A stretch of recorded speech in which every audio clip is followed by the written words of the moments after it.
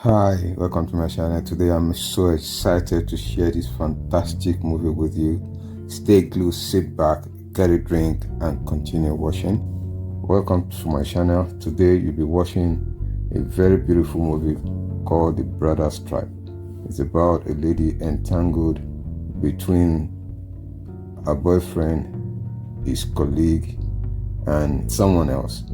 Wait, sit back as you continue to watch and unfold what the movie is all about.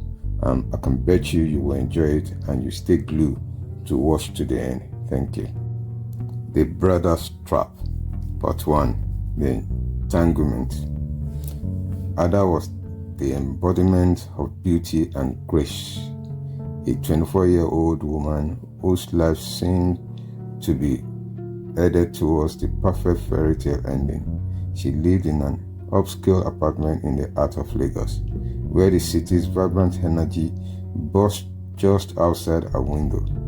Her days were filled with excitement as she prepared for the biggest event of her life, her wedding to Tunde.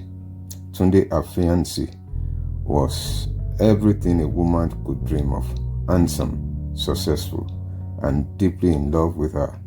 At 25, he had already secured a promising position at a multinational company, where his sharp mind and charisma set him apart. As the wedding day drew closer, Lagos was abuzed with the news of their union. Friends and family couldn't stop talking about this couple, whose love story seemed perfect. Ada's life was whirlwind of dress fittings, cake tastings, and invitations, all while she basked in the adoration of those around her. But beneath her composed exterior, Ada was struggling with feelings she couldn't quite understand. There was another man in her life, Shike, who had somehow managed to slip into her thoughts more often than she liked to admit. Shike was a different man from Tunde in many ways. At 28, he was slightly older, with different depth of experience that came from working his way up in the same company as Tunde. His Igbo heritage lent him an air of mystery and alluring him, and his charm was undeniable. Whenever Ada was around him, she felt an unspoken connection, a chemistry that made her sit back. Her heart raced all the time. They started having lunch together more frequently, their conversation light and full of banter, but with an underlying tension that neither could ignore. One evening, as the stress of wedding plan weighed heavily on her, Ada's best friend, Ngozi, suggested they go out for a night of fun. Ngozi, always the life of the party, had a way of convincing Ada to let loose and forget her worries. Come on, Ada, it's your last night of freedom before you become Mrs. Tunde.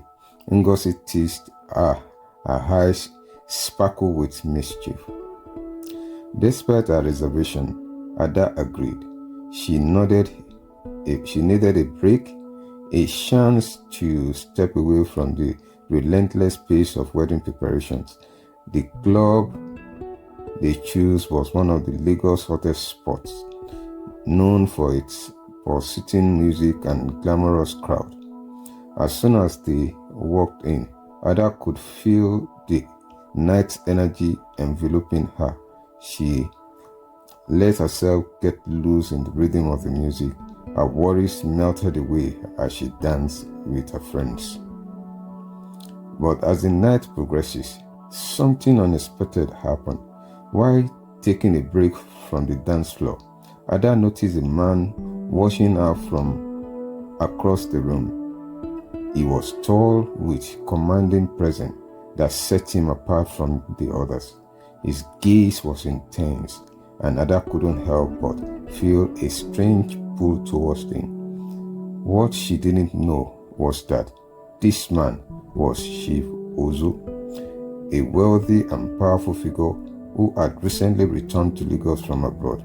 Chief Ozo was known for his charm and his penchant for dating younger women during his visit to Nigeria. Their eyes met, and in that moment, something clicked. Ada felt a rush of adrenaline as she approached him, her heart pounding in her chest. They exchanged pleasantries, and before she knew it, they were sharing a drink. The conversation flew effortless, and Ada found herself captivated by Chief Ozo's worldliness and confidence. The night became a blur as one thing led to another, and Ada found herself in Chief Ozo's luxury hotel suite. The next morning, reality hit Ada like a ton of bricks. She woke up in a state of panic, her mind racing as she tried to piece together the events of the previous night. Shame and guilt washed over her as she realized what she had done. Without a word, she hurried, dressed, and left the hotel, vowing to herself that this would remain a secret. No one could ever know. Not Tunde, not Ngozi, not anyone. As the days passed, Ada tried to push the incident out of her mind, but the memory of that night lingered like a dark cloud over her. Meanwhile, the wedding preparation continued, with everyone around her oblivious to the storm brewing within her. Tunde was as loving and attentive as ever, completely unaware of the secret Ada was keeping. But as the wedding day approached, Ada's life became increasingly complicated. The feelings she had for Chike were growing stronger, and she found herself drawn to him in ways she hadn't expected. Chike, sensing Ada's internal struggle, became a very good man, began to make his intention clearer. He started complimenting her more, finding excuse to be close to her, and making commitments that left her feeling both flattered and confused. You know, Ada, you deserve someone who can give you everything you need, he whispered to her one afternoon as they sat in a cafe, his eyes locked on hers. Ada knew she was playing with fire, but she couldn't help it. The more time she spent with Chike, the more she questioned her relationship with Tunde. Was it possible that she was in love with two men at the same time? The thought terrified her. Meanwhile, Chief Ozo had not forgotten about Ada. He was intrigued by her and drawn to her beauty and the mystery that surrounded her. He started sending her lavish gifts, designer handbags, expensive jewelries, and buckets of flowers delivered to her apartment.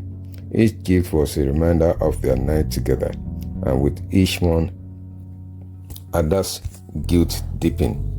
She knew she could put an end to it, but she couldn't bring herself to confront him, fearing the repercussions.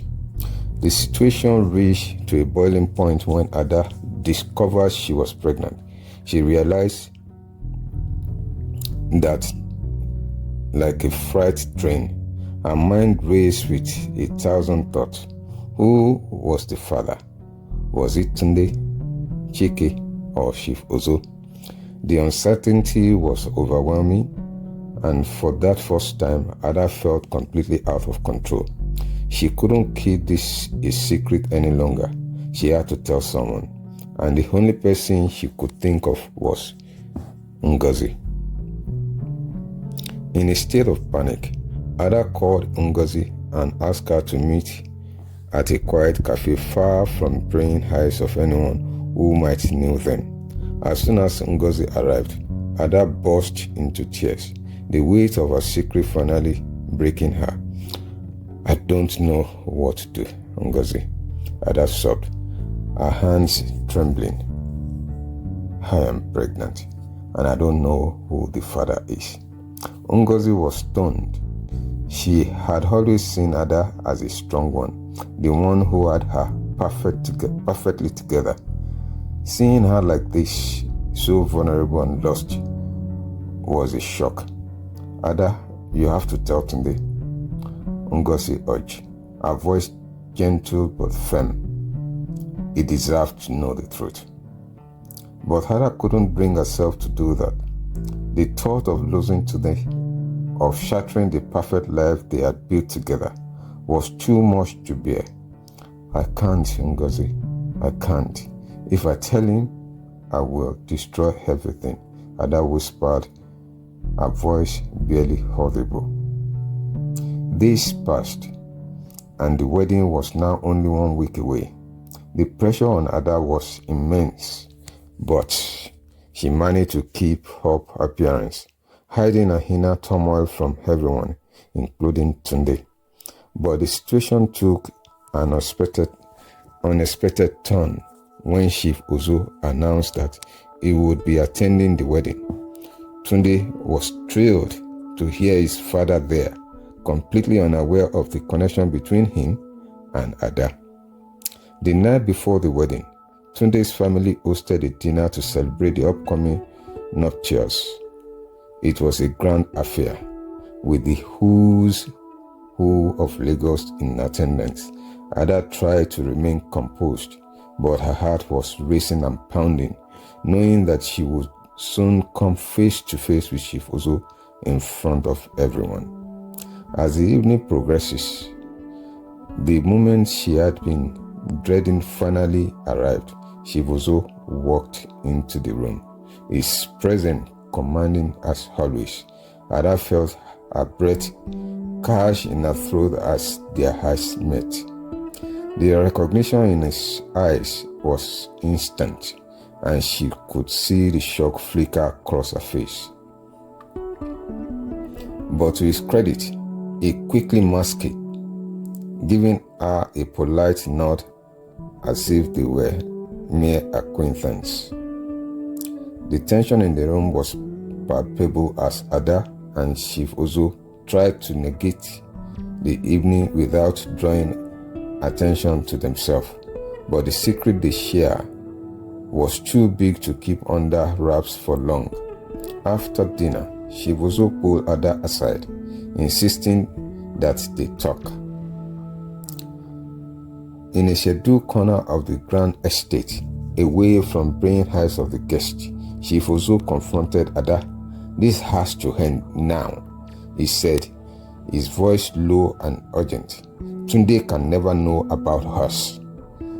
Ada, her heart pounding in her chest, nodded in agreement. "I know, Chief. This was a mistake. It can never happen again," she whispered with her voice trembling. But just as they were about to part ways, fate intervened. Tunde, curiously about what was taking her so long, come looking for Ada. When he found her with his father, the look on his face was one of confusion and suspicion. "What's going on here?" Tunde asked, his voice edged with concern. Neither Ada nor Chief Ozo knew how to respond. The tension between them was thick, and Tunde could sense that something was amiss. He looked from Ada to his father, his brow furrowed in confusion. Just as the situation seemed to be spiraling out of control, Ada's body finally gave in to the stress she had been under. Her vision blurred, and before she could say another word, she fainted, collapsed to the floor. The room erupted into shouts. Guests rushed to help. Tunde, and his heart pounding in his chest, scooped Ada into his arm. "Call an ambulance! Call an ambulance! Can someone call an ambulance?" he shouted, his voice filled with panic. As the medic arrived and Ada was rushed to the hospital, Tunde's mind raced with questions. What had happened between his father and Ada? What was the secret they were hiding?